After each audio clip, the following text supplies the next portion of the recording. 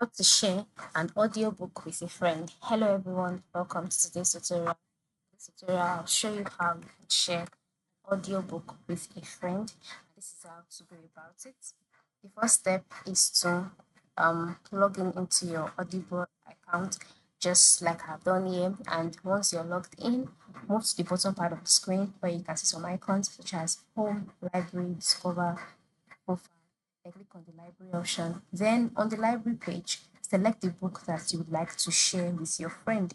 After selecting the book, move to the right side of the book where you would see three vertical dots and then click on it. By clicking on it, a drop-down menu will appear. In this menu, you'll see options like title details, etc. Ensure you click on the share option. By clicking on the share option, by the bottom part of the screen, you'll see the major way of sharing, which is through Instagram stories. Then click on more options.